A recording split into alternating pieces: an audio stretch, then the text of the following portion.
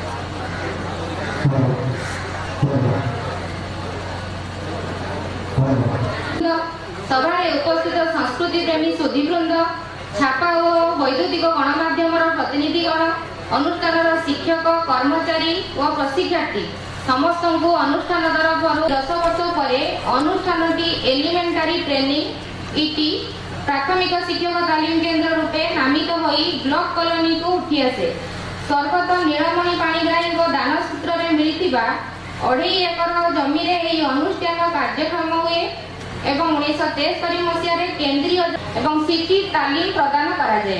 यहाँ प्रथम भारप्राप्त एठारे कौन शिक्षक तालीम कार्यक्रम अनुष्ठित हुए ना 1979 मसीह श्रीजुक्त संजय सेनापति भारप्राप्त प्रधान शिक्षक रूपे दायित्व ग्रहण करते 1980 मसीह प्रलयंकरी बन्यारे विद्यालय समस्त आसपत्र नथिपत्र संपूर्ण नष्ट हो गला बहु घात प्रतिघात सही यही अनुष्ठान पुणी मुंड टेकिला विभिन्न समय द्वितीय श्रेणी पाह्यार प्रधान शिक्षक माने दायित्व नहीं विद्यालय सुपरिचालना और उन्नति करते कार्य करिसेंती मध्य श्री मृत्युंजय दास श्री लालमोहन महाराणा श्री अगाधु शतपथी श्री रामचंद्र उद्गाता श्री संजय सेनापति श्री प्रसन्न कुमार रथ श्री टी सूर्या राव श्री सचिदानंद सेनापति और श्री राधारमण मिश्र अन्यतम अटंती 2014 नवेम्बर मासरू ओडिशा सरकार द्वारा विधिवत भाव गोष्ठी शिक्षा प्रशिक्षण प्रतिष्ठान को उन्नीत हो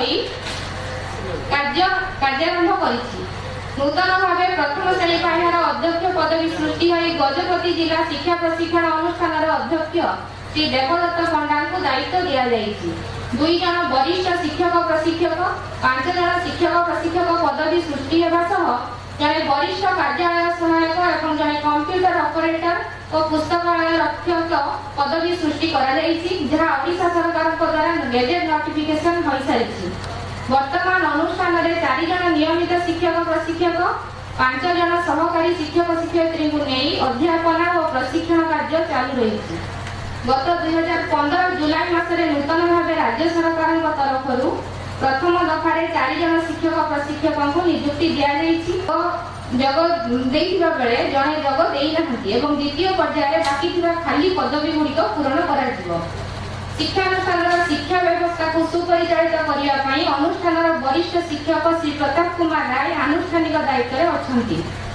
मोट 9 जन शिक्षक शिक्षयित्री थिबा बेले 4 जन चतुर्थ श्रेणी कर्मचारी कार्यरत अछंती। कार्यालय सहायक पदवी खाली थिबा जगु कार्यालय उद्दिष्ट अटे। पूर्व प्रचलित सिटी ट्रेनिंग नाम परिवर्तन करा जाई गत 2013 ठारू ଏହା DELED diploma in elementary education रूपे नामित करा जायछि एवं पूर्वरु एही अनुष्ठान प्रति वर्ष प्रथम वर्ष रे 50 जन प्रशिक्षार्थी नाम लेखाउथिबा बेले सरकार एही संख्या को द्विगुणित करी 100 प्रशिक्षार्थी को नाम लेखाइबा पई निर्देश जारी करबा फल द्वितीय वर्ष रे 91 जन प्रशिक्षार्थी और प्रथम वर्ष रे 83 जन नाम लेखाई छंती। एठारे छात्रावास रे छात्र मानकर रहणी निमते सुविधा सुयोग रहिछि निरीक्षक भावे दायित्व तुलाई थांती किंतु छात्री निवासर कोनोसी सुविधा नथिबारु छात्री माने विशेष असुविधार सम्मुखीन हेउछंती। एनु कर्तृपक्षों को अनुरोध एतिप्रति दृष्टि देले छात्री माने विशेष उपकृत हेबे। अध्ययनरत थिया बेले विद्यालय संख्या राणी दायित्व तुलाउछंती। श्री श्रीकांत सतपति पुस्तकालय श्री राजीव कुमार दास आसपत्र और श्रीमती सस्मिता प्रधान सांस्कृतिक दायित्व वहन करिसंती। श्रीमती ज्योत्स्ना बरिया छात्री निवास दायित्व रे अछंती। शिक्षक श्री गोविंद पात्र शिक्षार्थी मानकर अभ्यास पाठदान दायित्व तुलाउछंती। 2015 मई मसियार एक 100 शଯ୍या विशिष्ट छात्री निवास और गोटे मल्टीपर्पज हॉल एवं एडमिनिस्ट्रेटिव बिल्डिंग निर्माण पई यथाक्रमे 99 मुख्य अतिथि को अनुरोध करी आम अनुष्ठान सहित पूर्व विभिन्न रंगमंच कार्यक्रम जड़ित सुयोग्य संतान श्रीयुक्त ब्रह्मरोहन पट्टनायक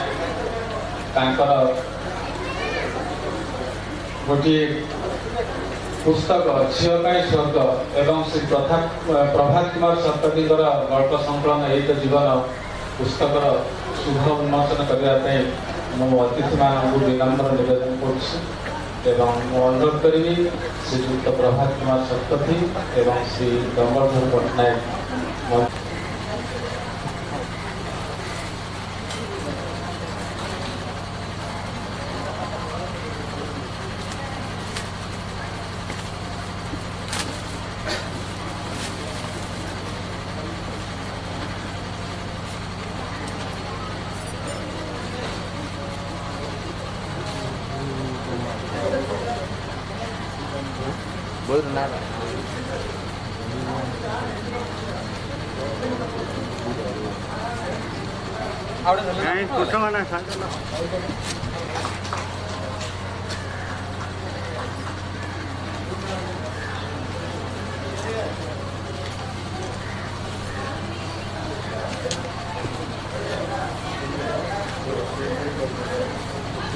बंशी वादन कर अनुरोध करी से मंच को आस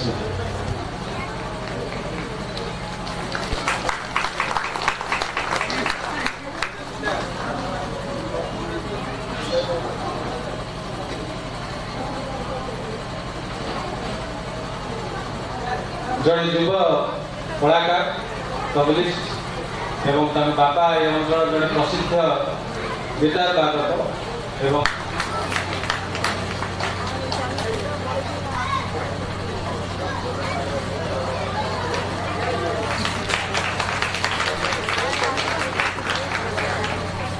अनुरोध करी डॉक्टर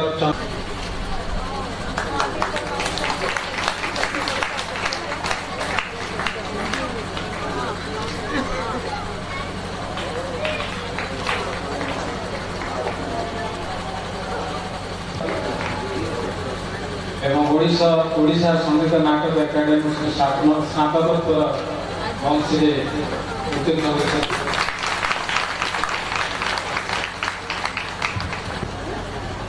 श्रीयुक्त बसंत कुमार साहू सत्तर गुंटूर प्रेसिडेंट ऑफ श्रीयुक्त पंडा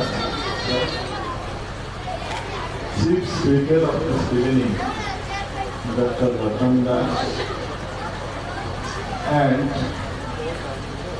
other guests of honor, Sriyukta Haribandhu Mishra, the founder teacher of this city training school,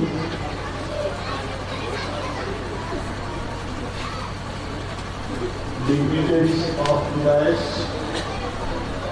my elder brothers, dear student friends from electronics media and print media, Ladies and gentlemen, dear friends, as it is an annual function, since there are 2 beaches in a year, it makes your blessed moment more glorious, more bearable. Unless you are humorous, you cannot tolerate bad moments. If you are humorous, you are glorious. Therefore, H is very important for a teacher. Then comes E. E stands for, again, efficiency. First E stands for education. Second E stands for efficiency. The very education system becomes fruitless. The very purpose is nullified when a teacher cannot maintain a good relationship with the students. So, as I have defined what TEAC is, then comes fall and rise. But because they never fail to rise. But because they never fail to rise. So, the teacher should be a good inspirer. And when you have become a teacher,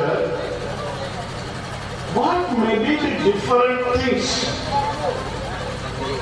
that you are to teach? You must be a role model. Always it seems